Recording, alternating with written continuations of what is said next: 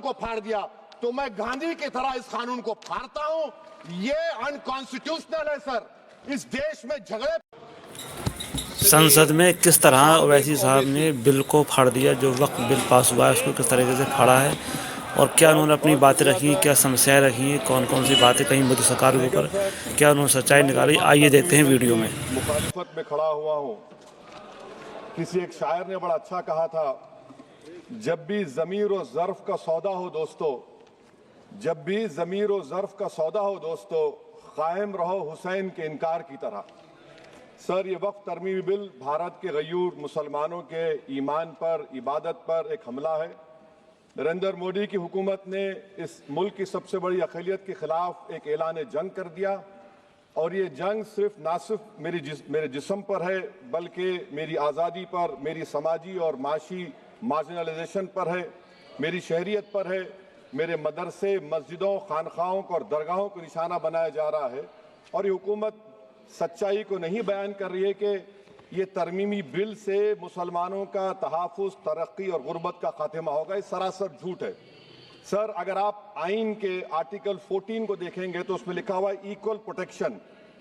अब आप देख लीजिए सर कि हिंदू, सिख और जैन को और बौद्ध को उनके एंडोमेंट में तहफ़्फ़ुज़ मिलेगा क्योंकि उनका एंडोमेंट बाय यूज़र बरकरार है और उनका एडमिनिस्ट्रेशन उनके हाथ में होगा कि गैर हिंदू या गैर उनके मजहब का आदमी दान भी दे सकता है उनके लिए। और एंडोमेंट बोर्ड का तहफ़्फ़ुज़ भी मिलेगा क्योंकि उसके ऊपर ओवरराइडिंग क्लॉज अप्लाई नहीं होगा, लिमिटेशन का कानून उस पर अप्लाई नहीं होगा। उसके बरक्स ऑपोजिट आप देख लीजिए, मुस्लिम वक्फ को वक्फ बाय यूज़र निकाल दिया गया।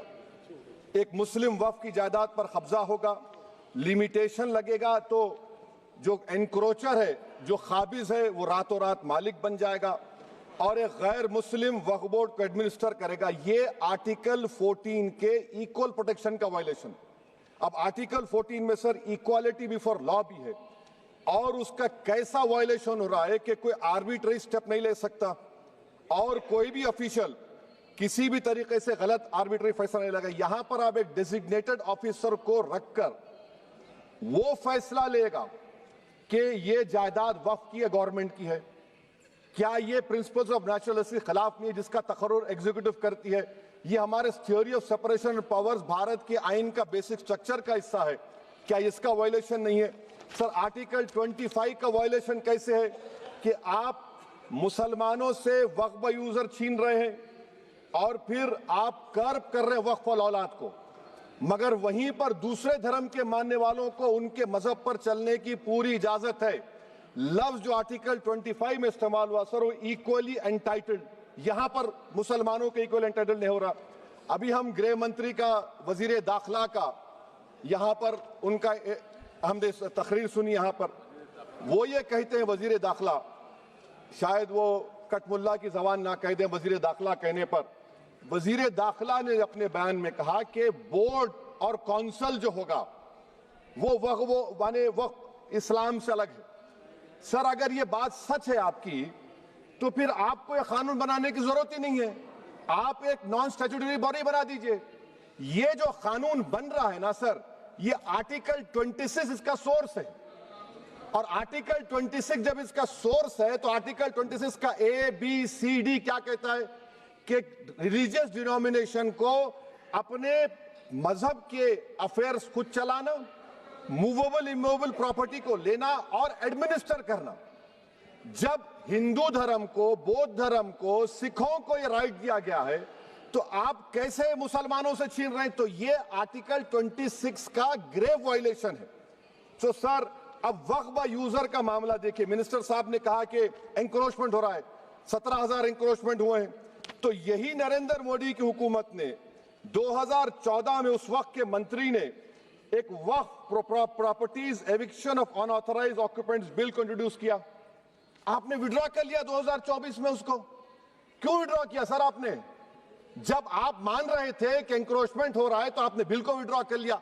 अच्छा सर, अब वक्फ बाय यूजर को आपने निकाल दिया, माने कंडीशन क्या लगाए कि अगर उसमें डिस्प्यूट होगा और गवर्नमेंट प्रॉपर्टी होगी। सर, डिस्प्यूट तो है। मिसाल के तौर पर मोहिबुल्ला साहब जिस मस्जिद के इमाम है, पार्लियामेंट के सामने मस्जिद है सर, 123 प्रॉपर्टीज में मस्जिद है, डिस्प्यूट चल रहा है। कल कलेक्टर या डिस्ट्रिक्ट ऑफिसर बोलेगा कि भाई साहब ये गवर्नमेंट प्रॉपर्टी है, स्टिकर लगा दिया जाएगा, मस्जिद बंद, गवर्नमेंट प्रॉपर्टी हो गई, होगी ना सर।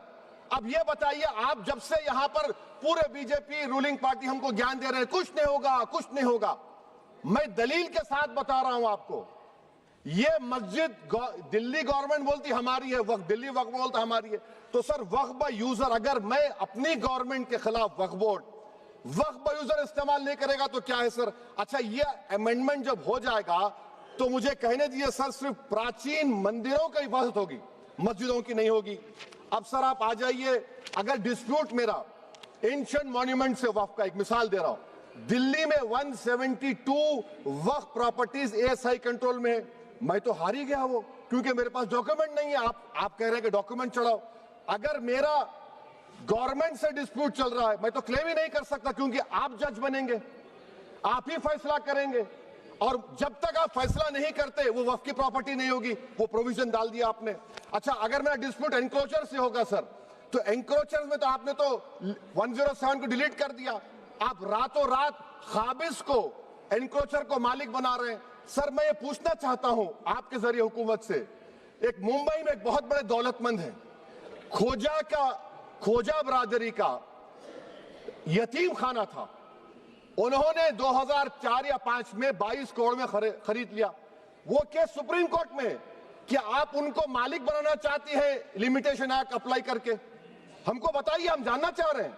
और सच्चर कमेटी ने सर 2007 में कहा कि दिल्ली के 123 प्रॉपर्टीज की मार्केट वैल्यू 6000 करोड़ की। आज हम 2025 में आ गए, क्यों आप उन प्रॉपर्टीज के खिलाफ पड़े हुए? 1976 में उस वक्त के वजीर आजम इंदिरा गांधी लेटर लिखा, इसको आप दे दीजिए, मगर आप उसको मानने को तैयार नहीं है। तो सर और एक जो झूठ फैलाया जा रहा है, management empowerment efficient development, sir this bill takes any management from the hands of Muslims, disempowers the waqf in comparison to any other stakeholder, takes away the efficiency of administration and hampers development. Waqf disempowerment in the name of efficiency, inefficiency is being created. The progress of development from pre-independence till today is sought to be destroyed.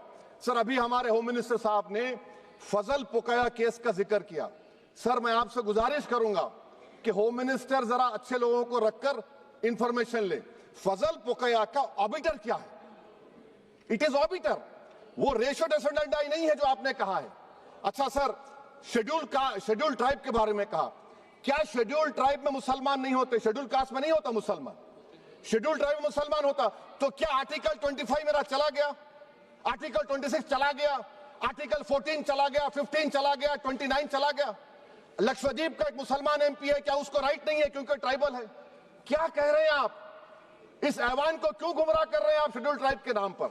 Sir और एक चीज जो आपको बता रहा हूं sir, अब आप जब आर्टिकल 26 से मेरा सोर्स है, तो आप सेंट्रल वक्फ काउंसिल में 22 में से 11 आप नॉन मुस्लिम को बना सकते हैं, रिलीजन न्यूट्रल आपने कह दिया, और आप बनाएंगे, क्यों बनाएंगे आप? स्टेट वक्फ बोर्ड में 7 नॉन मुस्लिम होंगे और 4 मुसलमान, क्यों होंगे?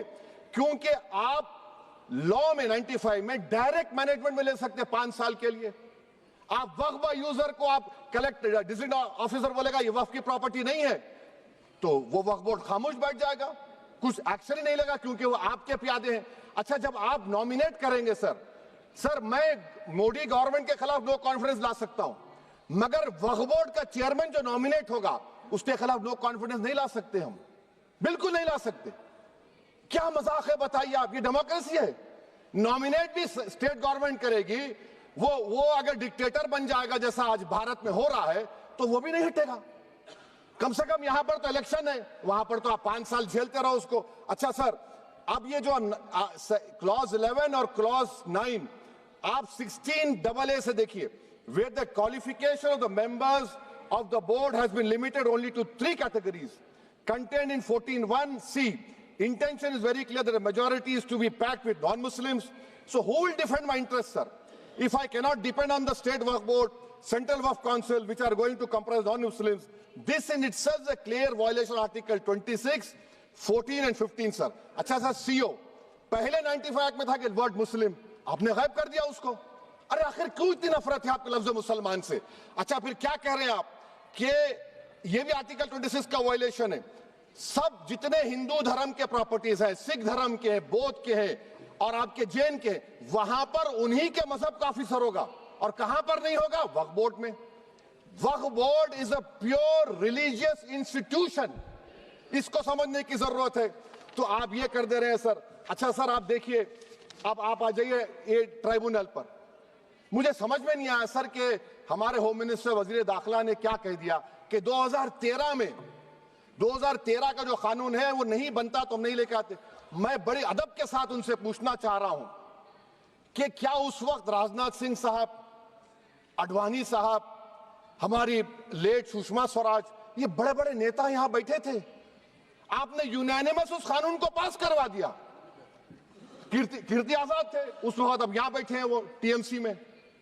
तो क्या आप गलत थे या वो गलत थे? हमको बता दीजिए, आप बता दीजिए। क्योंकि अगर आडवाणी आपके लिए बहुत बड़ा नेता है, मेरे लिए नहीं हो सकते, आपके लिए आपने पद्मश्री दिया उनको। मोहतरमा सुषमा स्वराज की जबरदस्त तकारीर का मैं कायल हूं। वो बैठकर उस 2013 को यूनानिमस पास कर दिए। मुझे कंफ्यूजन है कि क्या अमित शाह, नरेंद्र मोदी बड़े हैं या आडवाणी बड़े हैं? आपके लिए आप तय कर लीजिए। अच्छा सर, आपके tribunal sir, railway Clements tribunal, NGT tribunal, income tax, वैसे 14-15 ट्राइब्यूनल, हिंदू एंडोमेंट का ट्राइब्यूनल, सबका अपील नहीं होती, रिव्यू होता है। गृह मंत्री सरकार कह रही है कि नहीं, रोक दिए, रोक लगा। कैसे रोक लगाते हैं? रिव्यू और अपील में तो फर्क होता है ना सर। आप ही कह रहे हैं कि पूरे कोर्ट्स में बैकलॉग है और आप अपील कर रहे हैं। अच्छा सर, रिटायर्ड डिस्ट्रिक्ट जज 95 में सिटिंग डिस्ट्रिक्ट जज था, जो एडमिनिस्ट्रेटिव कंट्रोल था सीजीआई साहब, उसको निकाल दिए। अच्छा सर, अब आप अभी हमारे मंत्री साहब ने कहा trust, sir Shri Sai Baba trust 2004, वो ये कहता है जो ऑफिसर उसमें काम करता है उसको साई बाबा का डिवोटी होने चाहिए और उसको डिक्लेरेशन लिख के देना पड़ेगा। यहां पर हो रहा तो यहां पर क्यों नहीं हो रहा? अच्छा सर, आप फिर देख लीजिए, ये आपका हो गया सर। हाँ, अब अमित शाह साहब ने सेक्शन 2A के बारे में कहा और उन्हें इस बात का इकरार कर लिया कि दाऊदी बोहरा के लिए ये बनाया गया है। मगर मैं आपके जरिए से गवर्नमेंट से पूछना चाह रहा हूं, आपने तो उस प्रोवाइजो में दाऊदी बोहरा का नाम ही नहीं लिखा। आपने उनको भी थैंक यू कर दिया, उनका नाम क्यों नहीं लिखा आपने? और सर, और गवर्नमेंट क्या कर रही है? आप मुस्लिम समाज में जो बेकार किस्म के लोग हैं उनको एक रास्ता बना रहे हैं, एग्जिट दिखा रहे हैं कि तुम्हें वक्त से बचना है तो तुम्हें ट्रस्ट बना लो। ये क्या कर रहे हैं सर आप? कम से कम उन दाऊदी बोहरा को आप दे देते। अच्छा sir, clause 3V section 36 clause 18 देख लीजिए। Oral Waqf, oral appointment has sought to be discontinued even though it is recognized practice in Islam. Muslim personal laws recognize oral waqf and 1937 Shariat Application Act. Sir, आप clause 39 पर आ जाइए। 5 साल के लिए मुसलमान। मैं किरण रिजिजू से पूछना चाहता हूं, सर दाढ़ी रखे तो मुसलमान प्रैक्टिसिंग है या क्लीन शेव आपकी तरह है? तो बताइए हमको, प्रैक्टिसिंग क्या होगा? अच्छा, किसी को पकड़ के मॉब लिंच कर दिया और बोले कि जीएसआर का नारा लगाया, और वो जीएसआर का नारा लगाया तो क्या मुसलमान रहेगा? नहीं रहेगा। या फिर देश के प्रधानमंत्री ने कहा था कपड़े देखकर पहचानो, तो क्या कपड़े देखकर आप कह देंगे? अच्छा, अगर कोई क्रिश्चियन हिंदू धर्म कबूल करता है तो क्या वो मंदिर को नहीं दे सकता प्रॉपर्टी? फिर भारत के संविधान में आर्टिकल 300 क्यों है सर? राइट टू इक्वालिटी क्यों है? फ्रीडम ऑफ रिलीजन क्यों है? 5 साल कहां से लाएंगे? अच्छा सर, और एक चीज सर, और एक चीज मैं आपको बोल के खत्म कर दूंगा सर। इस बिल में वक्फ औलाद का सर, इसमें आप देखिए clause 432, the creation of waqf al-awlad shall not result in denial of inherent rights to heirs, including women heirs or the waqif or any other right of person. Sir, ये article 25 का violation है, शरीयत application act 37 का violation, article 300A का violation है। अच्छा, हिंदू धर्म में सेल्फ एक्वायर्ड प्रॉपर्टी को एक हिंदू, अब उसके फर्ज के 2 बच्चे हैं, वो एक को अपनी पूरी दौलत दे सकता है, कोई रोक टोक नहीं है। वो कहेगा नहीं मैं घर के बच्चों को नहीं दूंगा, मोहल्ले के गरीब को दे दूंगा, वो भी कोई रोक टोक नहीं है। वहां पर आपको बच्चों की फिक्र नहीं है। जब मैं अपनी प्रॉपर्टी को अल्लाह को मालिक बनाकर दे रहा हूं, आप कह रहे बच्चियों की फिक्र नहीं है। इतनी मोहब्बत आप बिल्किस बानो से दिखा देते तो आपके लिए दुआएं देती आपके लिए। तो सर आप दूसरी बात आप देख लीजिए सर, आखिरी बात कहकर मैं अपनी बात को मुकम्मल कर रहा हूं सर। नहीं खैर मैं मुकम्मल कर रहा हूं। स्पीकर साहब बहुत टाइम दे दिए। सर आप देखिए इसमें अमित शाह साहब बोले कि इतनी प्रॉपर्टीज का कब्जा हुआ, चोरी हुई, ये हुआ। सर क्लास 2652A सेक्शन, अगर कोई प्रॉपर्टी बेचता है 2 साल की सजा थी, आपने क्या कर दिया, उसको 6 महीने कर दिया। नॉन बेलेबल था, आपने बेलेबल कर दिया। सेक्शन 40 की बात करते हैं। सेक्शन 40 में सर हमको जो ज्वाइंट वर्किंग कमेटी का जो नोट्स दिए, उसमें मिनिस्ट्री ऑफ माइनॉरिटी अफेयर्स ने कहा कि 30 साल में 515 केसेस सेक्शन 40 के और सिर्फ 8 लोग कोर्ट को गए। वक्फ यूजर का कानून तेलंगाना आंध्रा में है, सेक्शन 40 का कानून तमिलनाडु 63 है, आंध्र प्रदेश में 43 है। और सर आप डायरेक्शन दे रहे हैं। अच्छा क्लॉज 4218B देखिए सर, आप रूल बना रहे हैं, कोऑपरेटिव फेडरलिज्म के खिलाफ है, इतना रूल बना रहे हैं। और आखिर में सर मैं आपको बताना चाह रहा हूं स्पीकर साहब, ये बिल का मकसद सिर्फ मुसलमानों को जलील और रुस्वा करना है, मुसलमानों को दूसरे दर्जे का शहरी बनाने का इनका मकसद है।